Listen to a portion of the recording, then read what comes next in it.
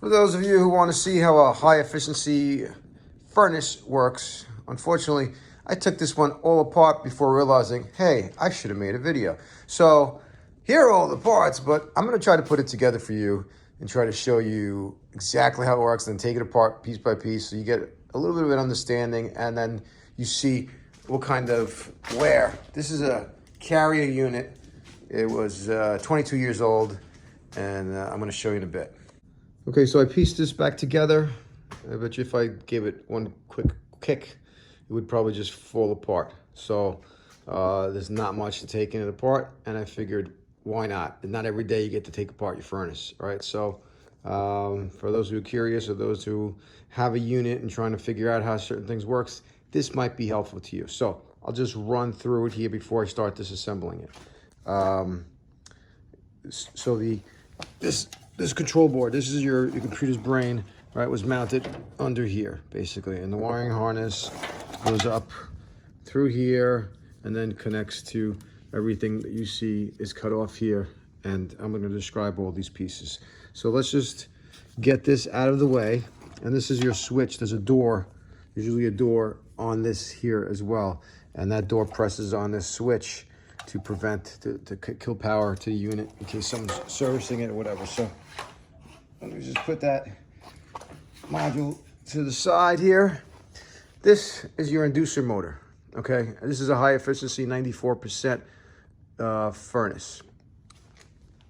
And how it works, so that's a blower motor that's basically sucking air and blowing it out this port right here, coming out the side here, and the PVC pipe is going out of your house.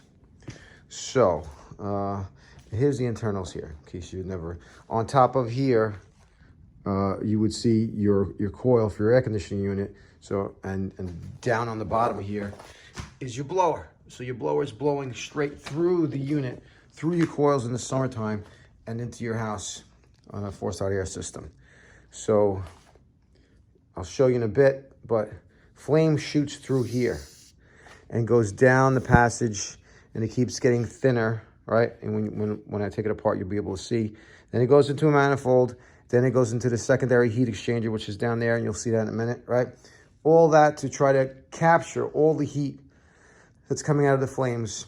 While all this is happening, air is blowing through here, you know, from the bottom up, it's flowing through here, and it's transferring the heat into your house via hot air, okay?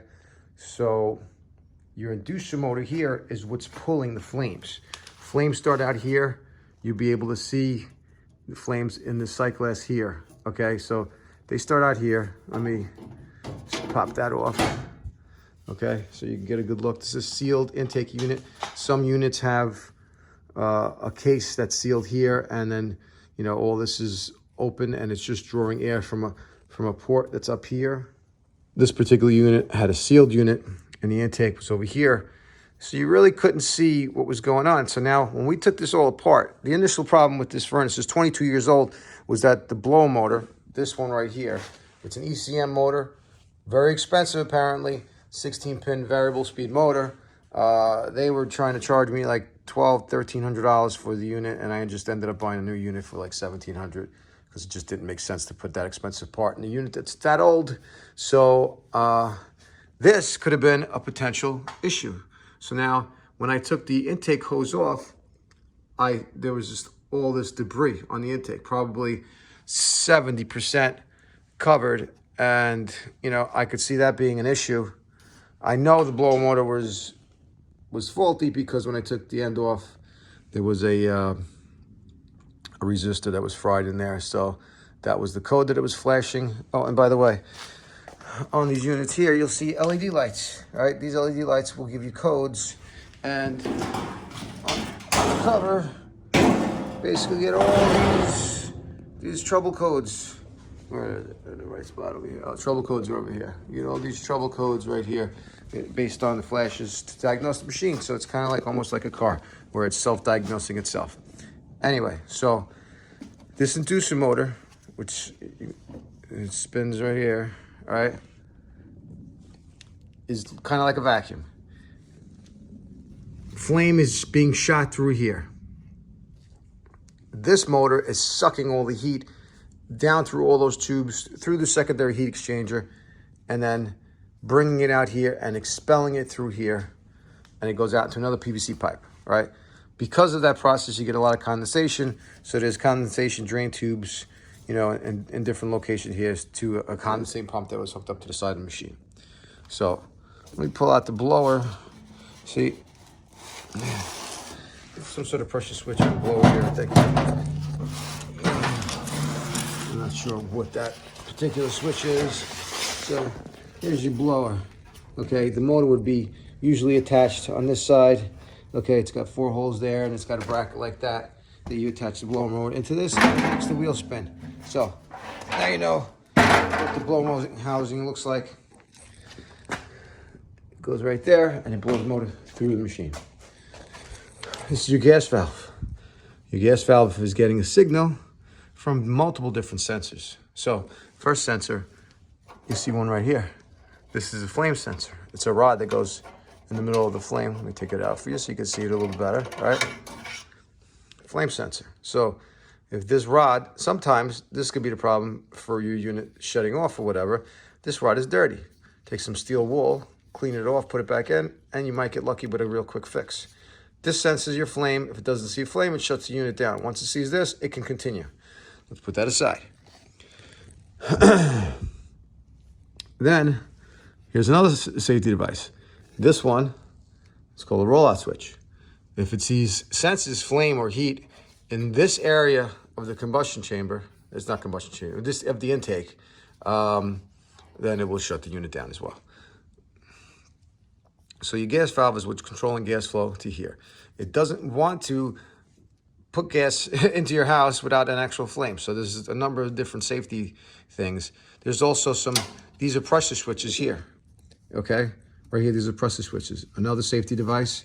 If there's water or your inducer motor is not working, is not pulling a vacuum to pull these gases through and expel through your house, these pressure sensors will note that, and then it would also not close, remain open, and not allow gas to go to your furnace and continue. So a number of different safety. There's back there, there's a high limit switch. I'll show you that in a minute in case your unit overheats, and that'll shut the machine off as well. So let's start by taking this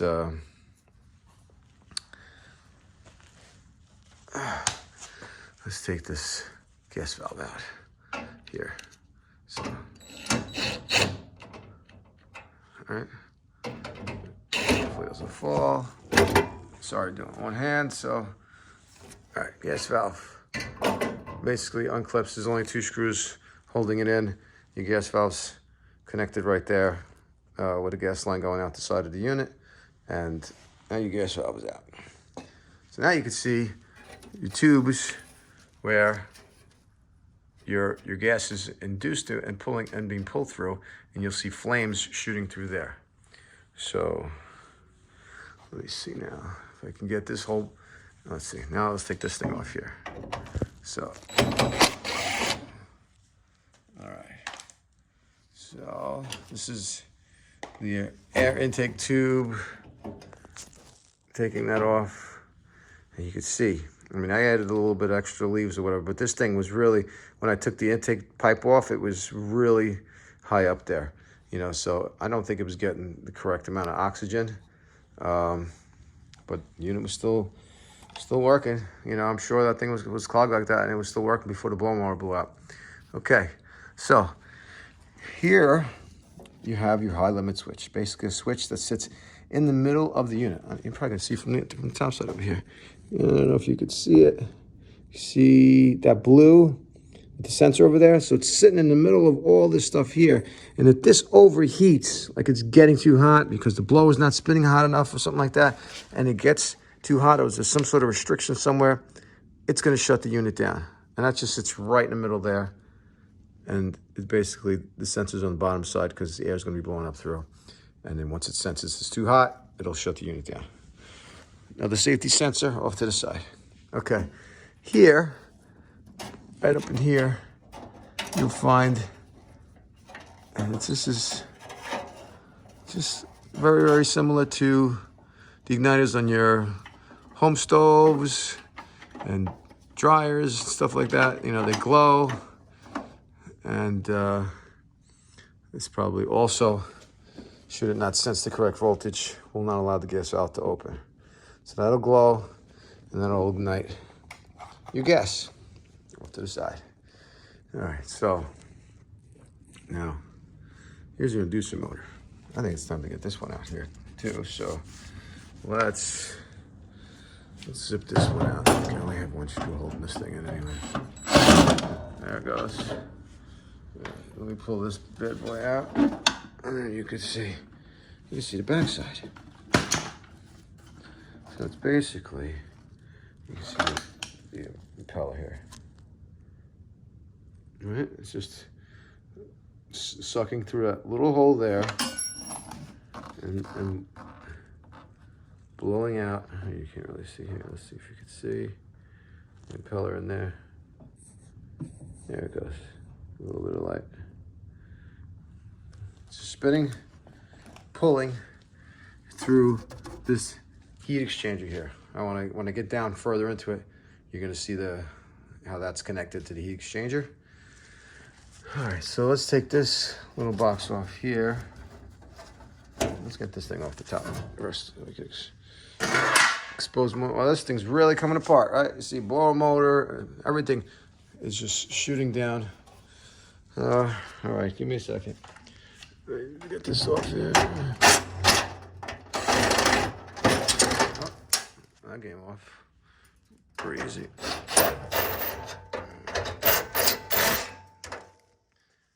All right, now you see where the flames are going to?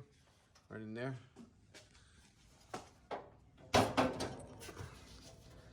Into those tubes there.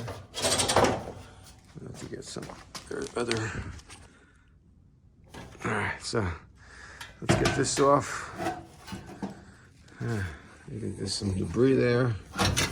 Most of the stuff's insulated. And you'll see, I guess that probably helps create the flame the way they want it. These little star things in here.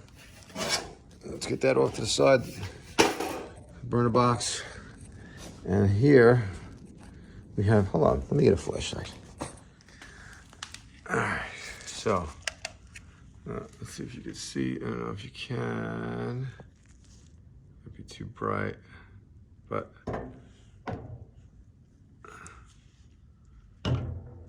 basically flames shoot down in there.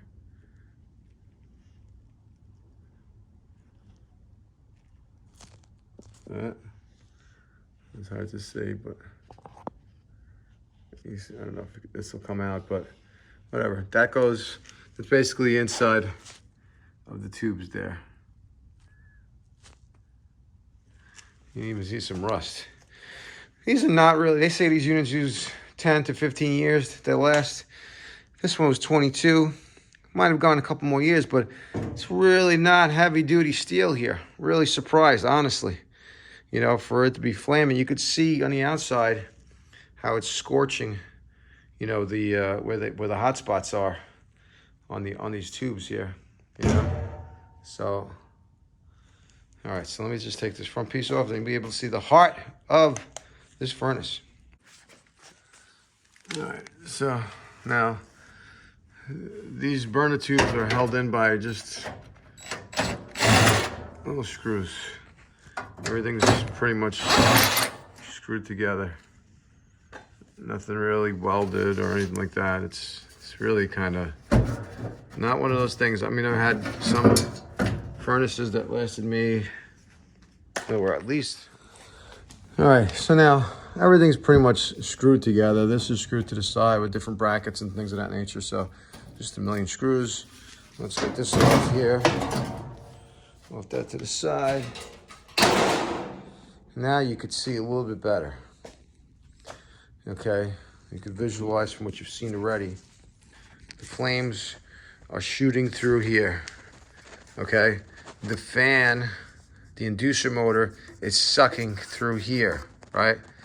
And this box is connected to all of these secondary heat exchanger fins. Okay, and you notice as you know, the flames go in here, it's nice and wide, and it progressively gets thinner, right, as it goes into a manifold in the back, and you'll see that in a second once I pull this out. So I'm gonna take this this whole internal unit out, put it on the floor, and then disassemble it further, and you'll be able to see completely, basically, how it works. And 22 years of use, what does it look like on the inside? You know, this wasn't so bad. I do see some rust here. You know, you do have some potential of, yeah, probably maybe another 10 years probably, you know, or maybe less, where you can get a hole and then you'll have combustion gases entering your home, which is not cool. So let me get this on the floor and start disassembling that. All right, I got this unit out. Let's see how it connects, right? Remember, flame goes in through here, right? Travels down here. It's kind of almost like a toilet, you know? Comes over here, goes down in here, and now it's getting thinner and thinner, you know?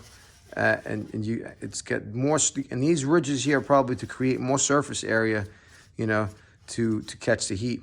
Once it goes down here, it's like a thin little manifold over here. You see how it connects? It's all screwed together. It's only like, there's 4 screws on each burner down here and 4 down here. And once it goes into this manifold, it goes into the secondary heat exchanger and comes out the front through the inducer, and then it spits it out of your house. So let me just take this manifold apart here real quick. All right, let's zip this out. Oh, hello. So now we get to see what actually happens here. Hot air coming through here. These aren't, look how thin they are, you know. Everything starts to get progressively smaller, right? This is probably because at this point, you have all this hot air cooling down so fast that it's condensing, and you have water in here as well. That's why you'll see a seal. This is a sealed unit, probably even for water. And I'm gonna try to get some light in here, but there's some good corrosion here. We're gonna see, I'm gonna take these tubes off here, and then I'll flip this over and we'll be able to try to take a look down to see what kind of things we have in there, clogging, rust, whatever. So who knows what can possibly get pulled through there, debris. You see all that leaves in front. I'm sure some small stuff actually got sucked in through here, and I don't know if it makes it all the way through the system or it just gets stuck. Let me take these things off here real quick. You know what? Zip it, they should all fall off. No, my components here.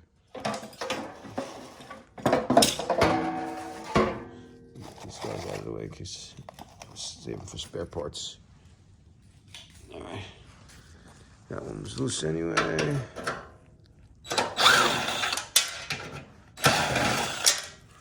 Okay, timber.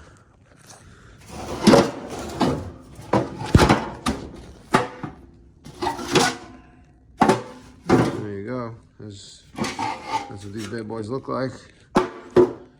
Look, they are not heavy at all. I'm lifting it with 2 fingers. Okay, not heavy duty steel whatsoever. You know, this furnace would definitely not be worth taking over to the scrapyard for sure. And my flashlight so we can take a look. All right. So, if you could see here, try to get you a visual. They have the same type of stamping on here in order to increase surface area, but these are pretty thin also. And there is, looks like a lot of stuff in there clogging, probably restricting airflow as well.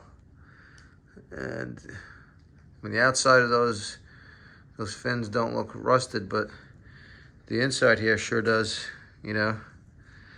And this is, I don't know if these are, what these are, leaves or just pieces of metal that are just scaling off. And it looks like it doesn't look like it looks pretty uniform. So I think it's just scaling, and it's definitely restrictive for sure. So 15, 20 years, I don't know. I probably maybe would say these things will max out at 30, and time for a new unit. So if this helped you in any way, please like and subscribe to try to, this took a little time for me to do because I already took it apart, put it back together, took it apart again just to show you guys, and hopefully help somebody out, because I use YouTube videos to help me out on a lot of things. So I'm hoping this does something for somebody, if not just curiosity, but something, in order to just allow somebody to understand something better so they could properly fix their unit. All right, that's all I got for you. Peace out. Any questions, comments, leave them in there. Be nice.